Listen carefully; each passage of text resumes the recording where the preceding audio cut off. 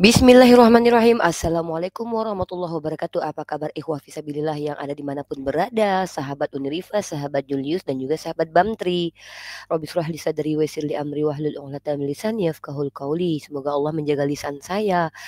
Aduh, karena apa? Karena yang namanya manusia itu tidak luput dari salah, dan manusia juga pasti tidak bisa luput dari khilaf. Dan ini terjadi akhir-akhir ini oleh seorang dai yang viral dulu dengan sikapnya yang terlihat sangat bersahaja kepada orang-orang yang ya kalau banyak sekali orang-orang yang menganggap PSK atau orang-orang yang sering ke diskotik itu adalah orang-orang yang direndahkan lah ya kalau dalam ranah sosial. Kenapa? Karena mereka adalah orang yang memang pekerjaannya melanggar dari sisi etika dan moralitas, yaitu seperti penjajah diri begitu. Tetapi ustadz, ada salah satu ustadz ini terkenal viral naik namanya dikarenakan dia memperlihatkan kebersahajaannya kepada orang-orang yang dianggap melakukan perbuatan dosa. Dan karena dia berdakwah di diskotik, kemudian menuai pujian dari beberapa pihak dengan menganggap bahwa ustadz ini adalah ustadz yang paling sangat toleransi terhadap orang-orang yang dianggap orang-orang berdosa. Bahkan ustadz ini dijadikan sebagai stafus presiden dalam bidang toleransi beragama kalau tidak salah. Kita akan reaction Ustadz Miftah yang viral, sekarang juga viral, kemarin viral dikarenakan toleransinya kepada orang-orang yang dianggap berdosa, menghargai orang-orang yang dianggap berbuat dosa, tapi sekarang dia viralnya justru kontradiksi. Dia dulu viral dengan memperlihatkan kebaikannya kepada orang-orang yang jarang orang menganggap bahwa mereka adalah orang-orang yang ya karena mereka ada pelaku dosa, kurang lebih seperti itu ya, walaupun itu hanya personal ya. Tetapi dia juga viral saat ini, tapi viralnya lebih kontradiksi dari keviralan dia. Kalau sekarang dia viral merendahkan orang lain, tapi sebelum kita reaction, kita intro dulu.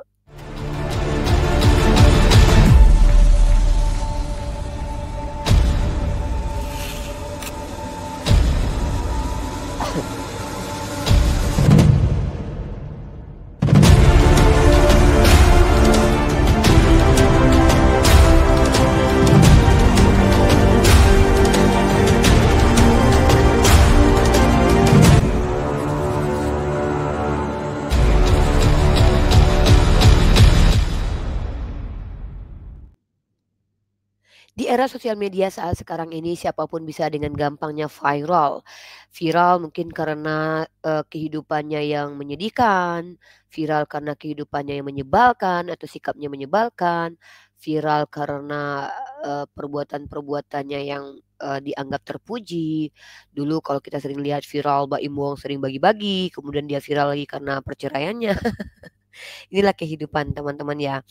Viral atau eksistensi itu adalah salah satu apa ya, yang diinginkan oleh banyak orang, menjadi pusat perhatian, begitu ya. Nah, kalau sekarang tuh dengan mudahnya kita bisa menjadi pusat perhatian asal ya berani aja, berani berbuat salah, berani berbuat terlalu benar.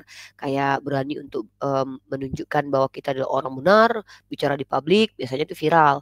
Berani untuk salah-salahan gitu ya, kayak mencaci orang, bikin polemik, kayak artis-artis yang suka berpolemik tuh, sampai dia viral, menjadi pusat perhatian dan kemudian akhirnya jadi dipuja-puja sama orang.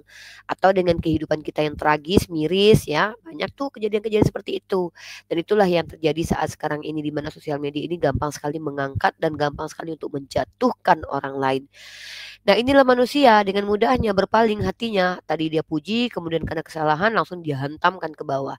Berbeda, itulah dia kita manusia. Tapi bagaimana dengan Allah Subhanahu wa taala adalah Tuhan yang Maha Rahman dan Rahim. Bayangkan ya, Firaun itu saja yang sudah berkali-kali membuat kerusakan di bumi, melakukan kejahatan-kejahatan. Allah masih utus Nabi Musa alaihi salam. Bahkan Nabi Musa alaihissalam diutus dengan cara bersikap lembut, diperintahkan bersikap lembut kepada Fir'aun untuk menunjukkan bahwa Allah adalah Tuhan yang benar. Sekalipun sebenarnya Allah sudah tahu bahwa Fir'aun itu akan menolak. Gak mungkin Allah gak tahu. Tapi kenapa Allah tetap kasih Nabi Isa untuk kasih petunjuk? Hikmahnya tuh banyak. Salah satunya yang bisa saya tangkap sebagai orang yang bukan mufasir ini, bisa menangkap di situ Allah menunjukkan bahwa Allah adalah Tuhan yang maha adil dan maha pengasih. Walaupun kalian berkali-kali ingkar kepada Allah, Allah tidak menjauhkan dirinya kepada kita dulu, tapi masih juga dikasih kesempatan-kesempatan. Walaupun pada akhirnya nanti ada masanya kita sudah tidak lagi mendapatkan kasih sayang dari Allah itu. Nah, begitu juga, itu juga ujian bagi orang-orang yang Allah angkat derajatnya seperti Nabi Musa.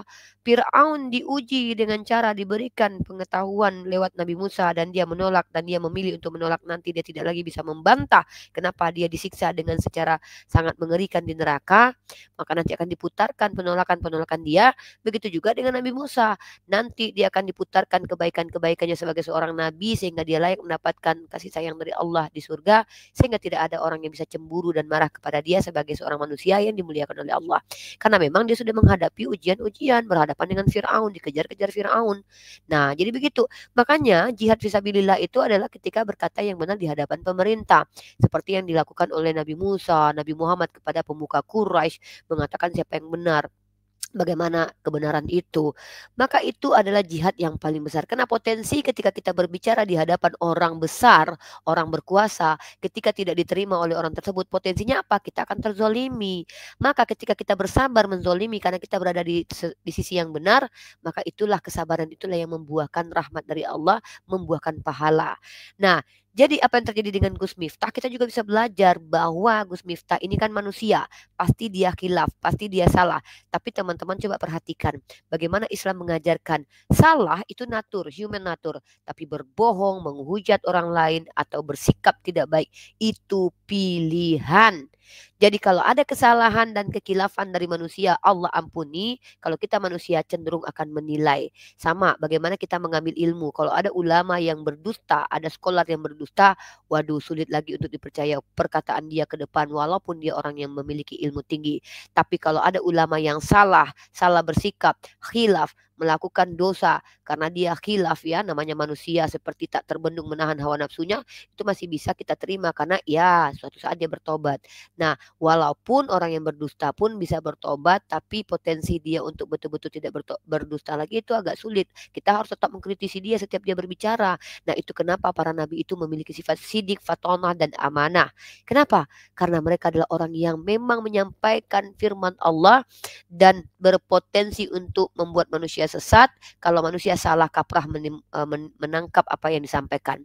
Nah, oleh karena itu, inilah kenapa nabi-nabi itu alasannya juga sebagai hikmah yang kita dapatkan, bersifat sidik. Tidak mungkin nabi-nabi itu mantan pezina, ya.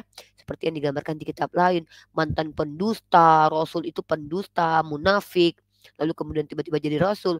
Karena Tuhan akan memberikan berita kepada manusia di mana Tuhan tahu manusia ini akan skeptis, akan banyak bertanya karena punya akal. Kalau Tuhan mengutus orang yang pernah berdusta, itu Tuhan mau membingungkan kita.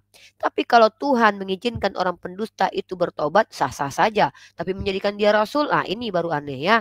Sama seperti ini teman-teman kejadiannya, di mana Gus Miftah ini viral dikarenakan dia terlihat toleransi kepada berbagai macam pihak dan akhirnya dia diangkat menjadi stafus. Tapi faktanya akhirnya dia viral lagi. Viralnya karena ada akhlaknya yang tidak terpuji yang kemudian dikomentari oleh warga TikTok. Nah, bagaimana komentar-komentar warga TikTok? Saya akan putarkan beberapa cara warga TikTok mengomentari apa yang dilakukan oleh Gus Miftah.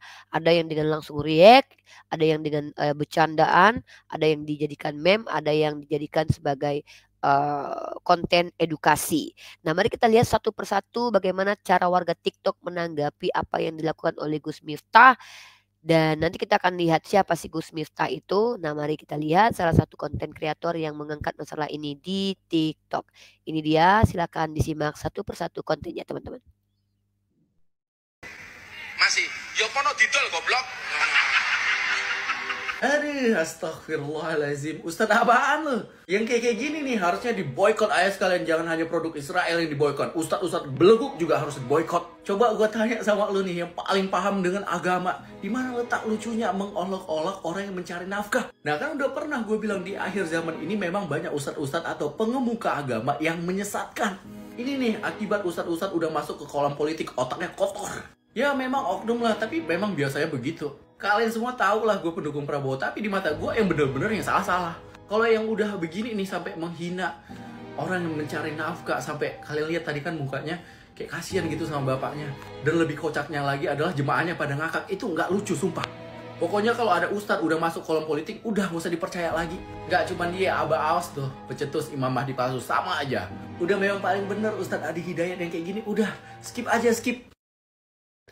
Ya, dari sisi Ali Hamzah sebagai konten kreator, dia langsung membuat statement, Ustadz kalau udah masuk ke politik, itu udah nggak usah dipercaya.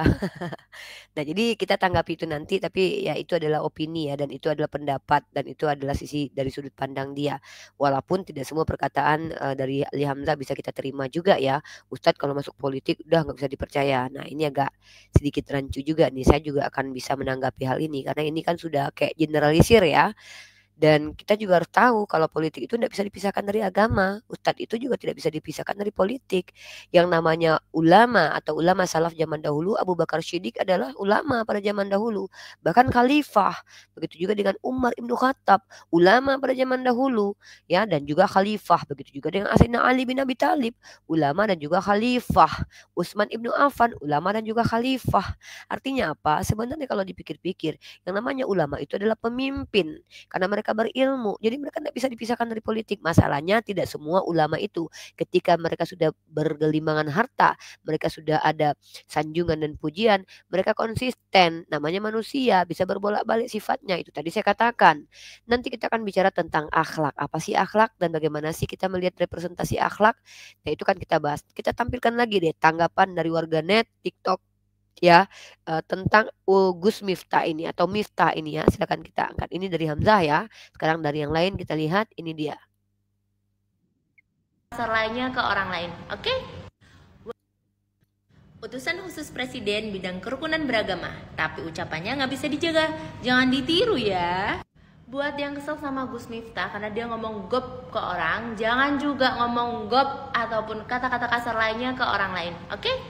Wailul likulli humazatil lumazah, celakalah bagi para pengumpat dan pencela. Barang siapa beriman kepada Allah dan hari akhir, berkatalah yang baik atau diam. Jadi yuk biasain gak ngomong kasar. Meskipun cuma bercanda kok. Nah, ini cukup bagus ya, cukup edukasi ya, positif thinking ya. Maksudnya dia tidak fokus membicarakan si Gus Miftahnya atau si Miftahnya, tapi dia lebih fokus untuk edukasi bahwa itu tidak baik, itu tidak boleh. Dan bahkan beliau membawakan dalil Al-Quran untuk mengingatkan kita kembali bahwa yang namanya perbuatan-perbuatan tercela itu bisa kita lakukan suatu saat, dan kita sebagai manusia tidak luput dari kesalahan. Tapi kembali ya, akhlak itu terbangun dari kebiasaan, habit. Nanti kita bahas dalam ranah ilmu akhlak ya, pengertian akhlak, dan juga dalam ranah psikologi. Sedikit demi sedikit kita belajar teman-teman. Nah, ini salah satu konten kreator yang cukup positif vibe ya. Dan kita lihat yang lain juga menanggapi bagaimana tanggapan-tanggapan mereka. Kita akan angkat satu persatu tentang apa yang dilakukan oleh si Miftah ini. Lanjut. Nonton dulu fullnya, jangan dipotong, itu spontan, guyonan biasa. Kata sahabatnya, kalau itu bercanda, kenapa abangnya nggak ikut ketawa? Justru kelihatan menahan rasa malu. Mungkin juga kaget seperti saya. Kata kasar dengan entengnya dikeluarkan dari mulut seorang Gus. Gak lucu, biar apa coba begitu. Yang lebih bikin jengkel, kok bisa yang di atas panggung pada ngakak brutal. Aneh sumpah. Ya, sekalipun niatnya memberi pelajaran, cara Gus Miftah yang merendahkan kemanusiaan seorang pedagang minuman, jelas nggak etis sekalipun mau ngeborong minumannya. Gak ada alasan juga buat ngerendahin. Gini loh Pak, saya rasa Bapak juga ngerti menghargai seseorang itu nggak harus mandang bulu kan? Kan gue sendiri yang bikin gebrakan masuk ke klub buat berdakwah agar pesan perdamaian itu tersampaikan. Giliran orang datang pengajian malah pesan perdamaiannya hilang gara-gara lisan yang nggak bisa dijaga. Atau mungkin menurut Gus menghargai seseorang itu tergantung seberapa dekat dia dengan kekuasaan. Janganlah ya, mungkin di lingkungan Gus sudah biasa dengan gaya komunikasi yang seperti ini. Tapi sebagai pejabat publik, saya rasa tidak pantas. Atau juga dengan sadar kalau ini direkam dan dipublikasikan. Gimana menurut kalian guyonan Gus Miftah? Debat tetap pakai adab. Nah, ini cukup menarik juga cara pembahasan terkait sikap apa yang dilakukan, sikap si Gus Miftah ini, bahwa Ya itu tadi, bahwa kembali lagi ketika seseorang itu sudah berada di dunia dan nyaman kehidupannya, terkadang mungkin dia lupa bagaimana dia tadinya muncul ke publik dengan menunjukkan kebersahajaannya untuk orang-orang yang seperti di diskotik. Jarang-jarang kan ada orang menghargai orang di diskotik gitu ya. Kenapa? Karena di situ stigmanya itu adalah negatif, orang-orang yang menjajakan diri begitu. Tiba-tiba dia masuk ke sana kemudian ceramah, memberdayakan manusia, memanusiakan manusia, tetapi ternyata dia memperlihatkan sikap yang ya bisa jadi habit, bisa jadi memang sudah kebiasaan bercanda seperti itu dengan kata-kata kasar seperti itu dan akhirnya kebawa-bawa ketika ceramah. Dan itu tadi ya, sepandai-pandainya tupai melompat suatu saat dia akan, nyungsep juga gitu. Itu yang disebut dengan akhlak. Maka Islam itu mengajarkan kita untuk membangun akhlak sejari dini gitu. Karena susah nanti ketika kita harus membentuk akhlak di saat usia kita sudah tak lagi muda. Walaupun sulit bukan berarti tidak bisa ya. Ingat, sulit bukan berarti tidak bisa. Berubah itu hal yang bisa dilakukan walaupun sulit kemudian. Nah, itulah yang dinamakan butuhnya effort. Mungkin kalau ada istilah yang mengatakan mengukir di atas batu itu berbeda dengan belajar di waktu kecil seperti mengukir di atas batu, belajar di waktu dewasa itu bagai mengukir di atas air. Kalau narasi seperti itu seolah-olah menunjukkan mengukir di atas air itu sesuatu yang tidak mungkin ya. Tapi kalau secara realitasnya belajar di waktu dewasa itu bukan hal yang tidak bisa tapi sulit. Nah, itu kenapa orang-orang yang terdahulu itu seperti Abu Bakar Siddiq, Umar Ibnu Khattab, Ummul Mukminin Sayyidah Khadijah, mereka adalah orang-orang yang belajar Islam, mendapatkan Islam itu ketika mereka sudah tak lagi muda, bukan di usia tua, andragogi namanya. Tapi masalahnya itu pembelajaran, bukan akhlak. Nah, ini pahami ya. Jadi ketika kita mendapatkan ilmu pengetahuan itu ketika didapatkan di usia tua itu masih bisa, walaupun sulit karena kita sudah mulai keterbatasan daya ingat berkurang ya kan. Tetapi kalau akhlak itu memang terbangun dari sono dari kecilnya, teman-teman. Itu wajar kenapa para nabi itu dipersiapkan dari mereka sebelum lahir, ya. Dan mereka itu akan membangun karakter mereka, watak mereka, habit mereka itu akan menjadi kebiasaan. Dan akhlak sendiri itu apa? Nanti kita akan pahami apa itu akhlak. Di sini kita melihat Gus Miftah yang memperlihatkan viral karena dia sangat bersahaja kepada orang di diskotik, perempuan-perempuan sundal. Dia bersahaja memberikan dakwahnya. Tapi habit dan kebiasaannya akan terlihat suatu saat cepat atau lambat Allah akan perlihatkan. Dan pada akhirnya boom, hari ini Allah perlihatkan habit dan kebiasaannya bercanda dengan menggunakan kata kasar. Dan apesnya lagi dia berkata kasar kepada orang yang tidak pantas dia ungkapkan kata kasar. Seandainya ini terjadi ketika dia sedang bertengkar dengan seseorang masih bisa lah mungkin dimaklumi ya karena itu sisi kemanusiaan. Ada emosi walaupun dalam Islam sendiri ada dalil yang mengatakan la takhdab walakal jannah ya, janganlah marah surga bagimu. Nah, artinya menahan amarah itu jauh lebih baik daripada menyalurkan amarah itu. Nah, ini juga yang mengajarkan saya, teman-teman, pelan-pelan bertahap saya mencoba untuk bersabar ketika berdiskusi lintas agama dengan orang-orang yang bahkan mereka tuh menghujat dan aduh, kognitifnya hancur lebur saking botolnya gitu seperti tadi malam ya. Nanti saya tunjukin betapa saya sudah tidak sanggup lagi menahan. Nah, itu kenapa saya berpikir inilah menjadi guru itu tidak mudah karena menjadi ustadz atau ustazah atau menjadi alim ulama itu tidak mudah. Bukan hanya sekedar memberitahu dan memberitahu tetapi juga mencontohkan. Kalau hanya sekedar memberitahu tapi tidak mampu mencontohkan maka tidak bisa dikatakan sebagai ustadz atau ulama atau suri tauladan ya. Itu juga pesundal juga bisa memberitahu ya kan, kalau pesundal itu diberitahu lalu dia memberitahukan kembali ya sama saja kita seperti itu. Nah, jadi menjadi ustadz atau ustazah itu bukan hanya sekedar memiliki pengetahuan yang harus diberikan, tapi juga bisa mencontohkan. Karena ketika kita memiliki pengetahuan, yang pertama sekali harus kita dakwahi adalah diri sendiri, yaitu menekankan apa yang kita tahu itu ke diri kita sendiri. Dan itu kenapa saya terkadang masih sering sekali merenung atas apa yang saya lakukan. Terkadang di ruang publik saya mengamuk marah kepada oten-oten penghujat karena saya sendiri tahu bahwa Islam itu mengajarkan untuk bersabar. Tapi saya nggak bisa bersabar kalau agama saya yang dihujat. Nah, ini terkadang yang saya renungkan ya. Semoga Allah selalu melindungi saya.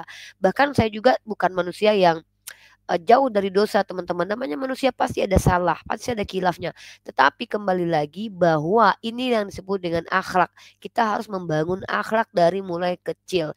Supaya apa? Kita membiasakan. Nanti kita bahas tentang akhlak, kita lanjut tentang reaksi warganet terkait tentang apa yang dilakukan oleh Miftah tadi ya sebagai seorang pejabat publik karena dia sekarang sudah jadi pejabat publik. Oke, satu video lagi ini cukup lucu ya, kalau ini hiburan ya, agak ada meme-nya lah ya. Silakan kita saksikan.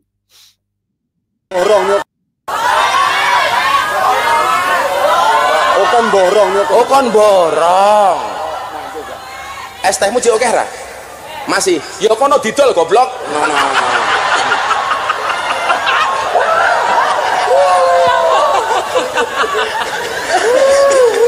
Dolen dhisik, engko larong payu wis takdir. Jadi ana cerita tasawuf niku, ana bakul es karo bakul bakso niku jejer. Mulai. Bakul es niku Ya, ini salah satu meme yang dibuat oleh warganet untuk mempresentasikan kekesalannya terhadap apa yang dilakukan oleh Gus Miftah ya, atau Miftah tadi ya. Saya kok jadi malas baca Gus ya. Karena kalau kata Gus itu kan gelar kehormatan. Nah, ini kita manusia ya, kita gampang banget untuk ilfil ya. Kita tuh gampang sekali untuk ilfil dan berpaling. Beda ya. Itulah kita makhluk Allah Subhanahu wa taala. Bagaimanapun kita berbuat dosa, banyak sekali dosa kita, tapi Allah masih membersamai kita. Subhanallah, subhanallah, subhanallah. Semoga ini menjadi pembelajaran bagi kita bersama bahwa akhlak itu bukan hal yang mudah, karena itu adalah kebiasaan yang sudah kita terapkan. Ya, jadi itu dia ya, viral dengan aksi baiknya. Kemudian TikTok itu bisa mempopulerkan seseorang, juga bisa menghancurkan nama seseorang. Seperti yang dilakukan oleh Gus Miftah, di mana dia itu populer dikarenakan viral karena aksi dia dakwah di diskotik, kemudian dia diangkat menjadi pejabat publik, kan. Kemudian dia sikapnya sendiri yang menghancurkan namanya, membuat orang banyak ilfil termasuk saya ya. Karena kita kalau menjadikan seseorang itu ustadz atau ulama, tentu kita akan melihat representasi ilmunya, yaitu akhlak. Kurang lebih seperti itu. Dan ini satu lagi terakhir video dari warganet TikTok yang membahas tentang Miftah. Atau Miftah ya diduga menghina tukang es teh, ya Allah subhanallah, dengan ceramahnya dan ditertawakan oleh orang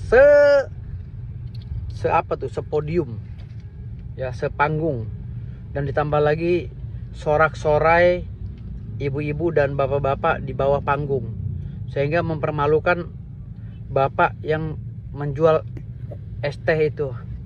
Saya minta pada Pak Prabowo tolong dipecat ini Miftah ya Pak Prabowo, karena akan mencederai kabinet bapak ya. Dipecat aja karena ini nggak pantas ya, nggak mendidik nih ya. Masalah ceramah-ceramah dia juga kayaknya kurang mendidik. Jadi kalau menurut saya Miftah dipecat aja Pak Prabowo. Ini permohonan saya, karena kasihan ini Pak.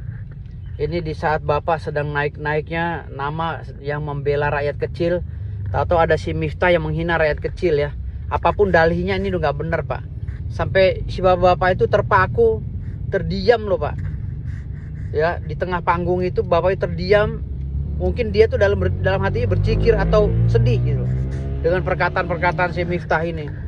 Jadi menurut saya ini udah nggak pantas jadi pengisi kabinet bapak ya.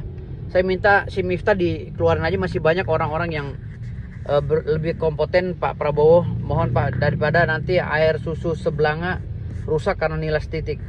Terima kasih Pak, saya mewakili bapak-bapak yang penjual teh ini. Bila perlu bapak yang penjual teh ini disantuni Pak. Mohon maaf, terima kasih. Wassalamualaikum warahmatullahi wabarakatuh. Sukses selalu untuk Pak Prabowo. Bravo.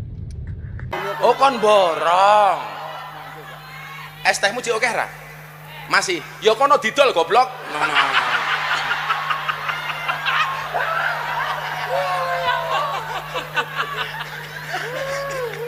Dolen dhisik, engko larong payu wis takdir. Jadi ana cerita tasawuf niku, ana bakul es karo bakul bakso niku jejer. Sing bakul es niku ndonga, ya Allah muga-muga hawane panas. Soale lak panas ngombe es rasane seger. Sing bakul bakso ndonga, ya Allah Gusti muga-muga udan adem. Soale adem-adem biasanya mangan bakso rasane enak. Kira-kira umpama dina niku adem, berarti dongane bakul es niku kira-kira diijabah apa mboten? tetep wae diijabah dalam bentuk yang lain. Ra payu tapi awake sehat, mulih ndelah bojone meteng, niku lak ya nikmat ngono lho. Kok ditinggal bakul es kok meteng, kan banyak terjadi di mana-mana. Astagfirullahaladzim. Ya memang miris banget. Wajar sih banyak netizen itu yang ngamuk, murka, marah dan kesel teman-teman. Pertama orang lihat bapak itu wajahnya itu menyedihkan gitu loh. Dan setiap orang yang punya empati akan memposisikan dirinya berada di posisi itu. Karena empati ini adalah sikap memposisikan diri kita kepada orang lain. Saya ada di situ malu teman-teman, karena kita jadi pusat tertawaan orang karena kita dikatakan goblok. Dan kita ngerasa saya jualan es teh berdiri di situ. Dan ini sangat betul-betul mempermalukan gitu loh. Dan wajah bapaknya pun terlihat sangat memelas dan membuat orang miris. Dan yang paling parah adalah yang bicara adalah seorang yang dipanggil Gus, dan yang bahkan lebih parahnya lagi dia adalah seorang public figure gitu loh. Dan dulu dia dielu-elukan karena sangat toleransi, ya bahkan tidak semua ya orang yang mengelu-elukan dia ya, saya termasuk yang tidak ya.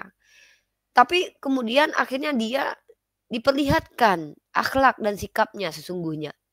Nah, saya akan tampilkan teman-teman sebenarnya apa sih definisi akhlak. Kita bahas definisi akhlak. By literasi teman-teman saya dapat dari nasihatquran.com. Akhlak dan keutamaannya. Jadi kalau lihat Islam itu adalah agama yang sangat mementingkan penekanan terhadap akhlak karena Rasulullah sendiri adalah orang yang hadir menyempurnakan akhlak. Nah, mungkin banyak orang yang salah kaprah tentang akhlak. Jadi akhlak itu bukan hanya sekedar perbuatan baik teman-teman, tapi lebih daripada itu yang perlu kita tekankan. Jadi kalau kita menggunakan definisi pengertian akhlak secara bahasa dari kata al-khuluq, artinya budi pekerti, perangai, watak atau tabiat. Nah, maka kita akan melihat secara terminologi istilah daripada ulama mengatakan bahwa Al-Jurjani mengatakan bahwa akhlak adalah dalam kitab Al-Ta'rif halaman 101 ungkapan dari dalam keadaan jiwa seseorang yang melekat yang menghasilkan perbuatan yang spontan tanpa berpikir atau merencanakan. Nah, jadi teman-teman, kalau seandainya ada seseorang melihat kamera dia berbuat baik, itu bukan akhlak ya. Jadi kalau ada orang yang terlihat berbuat baik karena ada kamera itu bukan akhlak. Bahkan orang seperti ini masuk dalam dalil fawailul lil musallin alladzina hum an salatihim sahun alladzina ya begitu kalau salah ayatnya ya surah Al-Maun ya. Bentar nanti kita lihat surah Al-Maunnya. Saya takut salah melafazkannya ya karena dalam keadaan tergesa-gesa. Nah, jadi kalau kita memahami dalam konteks surat Al-Maun sendiri orang yang melalaikan salat yang dilaknat oleh Allah padahal yang dikerjakan adalah ibadah wajib itu bisa menjadi laknat atas dirinya karena dia lalai dalam salatnya. Dan para ulama mengatakan lalai itu bukan berarti dia lupa jumlah salat karena itu human nature, karena itu adalah kemampuan, tetapi dia lalai dalam makna ketika dia sendiri dia tidak salat tapi di hadapan orang dia salat. Artinya ada faktor kesengajaan, ada faktor penyengajaan. Sama juga ketika orang terlihat baik di depan publik belum tentu dia baik. Karena bisa jadi dia tahu dia sedang disorot. Ya, itu dia teman-teman. Jangan gampang menilai seseorang dari pandangan di hadapan manusia gitu. Karena Islam itu mengutamakan akhlak. Apa itu akhlak? Perbuatan spontan yang dilakukan seseorang tanpa berpikir karena sudah menjadi habit dan kebiasaan dan karakter. Itu sudah menjadi kebiasaan. Contoh seorang anak yang diajarkan dia salim tangan sama orang tuanya ketika berangkat sekolah. Dimanapun dia berada itu kan menjadi kebiasaannya dan itu terjadi ke saya. Salah satunya itu yang menjadi kebiasaan saya yang sampai tua pun itu saya terbawa-bawa teman-teman. Jadi mama saya dari dulu itu membiasakan, ini bukan ria ya, tapi ini fakta yang memang saya alami sendiri dan saya menganggap ini pembelajaran buat kita semua. Saya dulu waktu kecil, mama saya tuh kalau ketemu orang tuh membiasakan saya untuk salim tangan sama orang yang lebih tua. Bahkan umur saya yang udah 37 pun, terkadang saya kalau bertemu sama orang yang saya rasa lebih tua, walaupun saya lupa kadang-kadang ya, jangan-jangan saya lebih tua. Tapi kalau saya menganggap dia terlihat lebih tua, tuh saya cium tangan. Pernah saya kaget tuh kayak, kok saya cium tangan gitu kan. Karena Itu tadi, saya nggak berpikir lagi, udah menjadikan itu habit atau kebiasaan, begitu. Nah, dan akhlak baik ini adalah kebiasaan yang baik, habit yang baik. Salah satunya apa? Tidak mencaci orang lain, bahkan, ya itu tadi memuliakan ulama, melihat ulama memuliakan gitu kan. Walaupun dia tahu ulamanya bukan ulama yang pantas dimuliakan, tapi dia tidak merendahkan ulama tersebut. Ya, perhatikan teman-teman satu hal, bahwa kalau orang tidak memuliakan bukan berarti dia membenci. Contoh, saya tidak perlu memuliakan Miftah, berarti bukan saya berarti membenci. Karena kan saya juga punya penilaian terhadap ulama. Tapi ketika saya melihat dia adalah orang yang bicara di publik, ya tetap saya harus menghormati dia sebagai manusia yang memiliki ilmu. Nah, tapi kembali lagi bahwa cinta atau tidak itu kembali ke kita, itu adalah pilihan. Jadi itu tadi, kebiasaan itu terbentuk karena kita pembiasaan, dan Masya Allah Islam mengajarkan seperti itu, di mana Islam mengajarkan kita disiplin untuk membiasakan diri sholat 5 waktu, disiplin dengan waktu, dan pada akhirnya itu menjadi habit atau kebiasaan, sehingga pada akhirnya ibadah itu tidak lagi terasa sulit, tapi justru menjadi sebuah kebutuhan dan kebiasaan.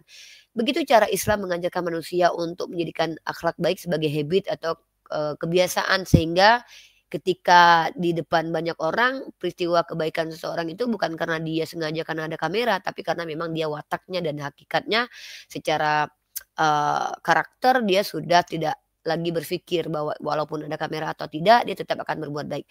Nah, orang inilah yang disebut dengan orang yang berakhlak. Itu ya, perbedaan akhlak dengan perbedaan orang berbuat baik. Orang berbuat baik belum tentu semua itu adalah akhlak atau habitnya, bisa jadi karena faktor kesengajaan, karena ingin terlihat baik. Tapi kalau akhlak itu adalah perbuatan baik, yang baik ya, akhlak baik, perbuatan baik yang menjadi habit atau kebiasaan dan spontanitas dan tidak difikirkan kembali untuk melakukannya. Nah, jadi salah satu akhlak baik contohnya mungkin teman-teman ketika berjalan di jalan lihat ada orang tua, tanpa sadar teman-teman akan membimbing orang tua tersebut. Jadi nggak berpikir lagi mau ada yang lihat, mau nggak ada yang lihat gitu. Nah, itu dia namanya akhlak. Nah, jadi kalau kita lihat kembali ke Miftah ini ya, jadi Miftah ini memang sekarang dia adalah seorang pejabat publik teman-teman, dan dia adalah seorang staf khusus presiden, dan mari kita lihat di sini Miftah. Saya dapat dari kompas.com ya, cepat-cepat kita dapat informasi dari Kompas. Dilantik jadi utusan khusus presiden Gus Miftah, tugasnya bangun komunikasi internasional tentang moderasi. Nah, ini dia agak ya terlalu memikirkan internasional sampai lupa, takutnya lupa dengan nasional dulu ya. Apa ini yang saya agak khawatirkan dengan umat Islam zaman sekarang. Mereka toleransi terhadap orang yang menghujat agamanya, tetapi mereka tidak menghargai sesamanya. Atau mereka toleransi terhadap orang yang berbeda keyakinan dengannya, tetapi mereka tidak menghargai sesamanya. Ini dia yang saya khawatirkan di antara umat Islam. Kenapa? Karena itu tadi kepentingan teman-teman ya. Kepentingan. Jadi kalau kita lihat Jakarta Kompas.com, Presiden Prabowo Subianto melantik Miftah Maulana Habibur Rahman alias Gus Miftah sebagai utusan khusus Presiden bidang kerukunan beragama dan pembinaan sarana keagamaan. Aduh, maksudnya tuh kayak kredibilitas dia sebagai ustadz yang datang di diskotik kemudian viral itu apakah sesuai ya dengan jabatan dari pemerintahan ini? Apakah memang karena gini, meletakkan sesuatu yang bukan kapasitasnya seseorang itu, bukan kredibilitasnya, itu akan membuat kehancuran teman-teman.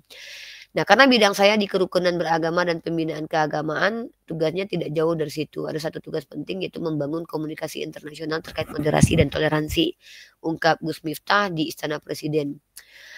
Ya, kalau gitu kita lihat profilnya Miftah ini ya teman-teman ya, karena kalau saya pribadi ya, kita kan sebagai umat Islam diajarkan untuk ketika ingin menerima informasi dari seseorang, kita memang harus mempelajari karakter seseorang itu teman-teman ya, karakternya loh ya. Nah, ini kita lihat profil dari si Miftah. Gus Miftah, utusan khusus Presiden bidang kerukunan beragama dan pembinaan sarana agama. Ini dia profilnya. Miftah Maulana Habibur Rahim menjadi sorotan setelah dilantik menjadi utusan khusus Presiden bidang kerukunan beragama dan pembinaan sarana keagamaan. Pelantikan Miftah dan pejabat lainnya dilakukan di Istana Negara Jakarta. Miftah merupakan sosok pendakwah yang berhasil mencuri perhatian publik dengan gaya dakwahnya yang unik. Dikenal sebagai pendiri pondok pesantren Ora Aji di Sleman, Yogyakarta. Miftah memadukan pendekatan modern dan santai dalam menyampaikan ajaran agama, tapi nggak menghujat juga kali. Hal ini menjadikannya populer khususnya di kalangan generasi muda. Lahir di Lampung pada tahun 81, Miftah tumbuh dalam lingkungan keluarga yang kental dengan tradisi pesantren. Nah, padahal dia tradisi pesantren ya kental. Ia adalah keturunan Kiai Muhammad Ageng Besari. Nah, ini juga ya keturunan nenek moyang kita itu sebagai seorang ulama tidak menjamin kita juga menjadi ulama. pendiri pesantren Tegalsari di Ponorogo. Namun meski berasal dari keluarga pesantren, Miftah memilih jalur dakwah yang berbeda dari kebanyakan ulama. Pendekatannya lebih modern, menggunakan bahasa yang mudah dipahami dan disampaikan dengan humor serta relevansi yang kuat dengan kehidupan sehari-hari. Ya mungkin karena habit tadi ya, humornya begitu ya. Salah satu momen yang membuat namanya semakin dikenal publik ketika ia menggelar acara salawat di sebuah klub malam di Bali tahun 2018. Nah ini dia nih, masuk ke klub malam viral, kemudian dia menghargai dan memanusiakan orang-orang di klub malam, tapi dia lupa memanusiakan orang-orang yang di bawah taraf hidup makmur ya, yaitu para pedagang-pedagang kecil. Pondok pesantren Orang Aji yang dipimpinnya tidak hanya menjadi pusat pendidikan agama. Gini. Saya khawatir karena habitnya itu berbicara dan nongkrong dengan orang-orang yang ada di diskotik, bicaranya dengan kata-kata kasar. Takutnya itu kebawa-bawa. Nah, itu kebawa-bawa kepada waktu dia sudah berada di majelis taklim yang notabene-nya bukan lagi di diskotik gitu. Itu kenapa memang kita harus Masya Allah, ini pembelajaran penting buat saya juga bagaimana saya berdiskusi lintas agama. Saya kalau dikatakan pendakwah saya agak berat ya, karena saya adalah orang yang pendebat dan saya adalah orang yang mewakili diri sendiri untuk membela agama saya, membantah tuduhan kufar dan menjawab. Bahkan saya sering bertengkar dengan kaum kufar yang terlampau maksimum kebetulannya ya, karena luar biasa teman-teman menghadapi orang-orang di luar sana yang tidak beragama Islam tapi sok tahu, dan itu betul-betul sebenarnya melatih kesabaran saya ya. Oh ya Allah, Masya Allah ya. Semoga ini menjadikan saya lebih sabar lagi ya. Karena saya nggak mau nih seperti Miftah ini ya. Pada akhirnya merendahkan orang lain. Nah, pondok pesantren Orang Aji yang dipimpinnya tidak hanya menjadi pusat pendidikan agama, tapi juga pusat kegiatan sosial yang diakui oleh masyarakat, baik dari dalam negeri maupun mancanegara. Nah, ini yang kita khawatirkan. Banyak orang-orang yang diulamakan, tapi tidak kredibel. Kemudian terbiasa dengan kata-kata yang tidak pantas ya. Kalau kita lihat seperti itu. Nah inilah Miftah dengan profilnya dan kegiatannya sekarang. Dan teman-teman semoga ini menjadi pembelajaran bagi saya pribadi ya. Bagi saya ini buat saya pribadi ini menjadi pembelajaran penting bahwa membentuk karakter itu sulit. Bukan berarti tidak bisa, tapi itulah effort. Kita butuh effort, butuh usaha lebih. Dan ini bagi saya, oke, insya Allah saya akan lebih lembut lagi, santun lagi berhadapan dengan orang-orang nonis ya. Dimana kemarin tadi malam ya saya sempat menghadapi salah satu akun bernama Bodyguard CP itu, ya ampun, ya Allah maksimum sekali itu kegagal pahamannya ya atau kejahilannya. Sampai saya berteriak begitu ya, saking gak kuatnya gitu. Ya kalau sebenarnya itu saya yang salah, kalau udah tahu gak kuat menghadapi orang seperti itu kenapa gak diturunkan ya kan.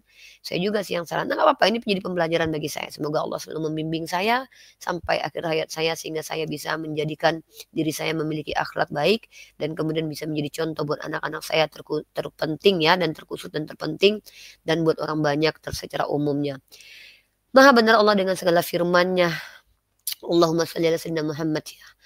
Dan subhanallah bilhamdi subhanallahal-azim.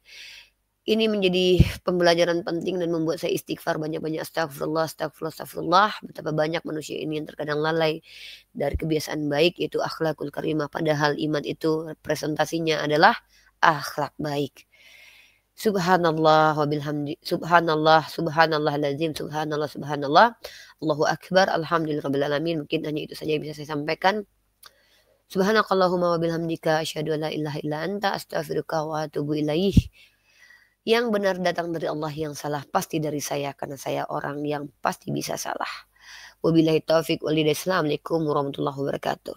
Berlindung kita dari kesesatan, berlindung kita dari kejahilan, berlindung kita dari akhlak buruk, akhlak tidak tercela, berlindung kepada Allah Azza wa Jalla yang membolak-balikan hati dan memperbaiki akhlak. Amin amin ya rabbal alamin.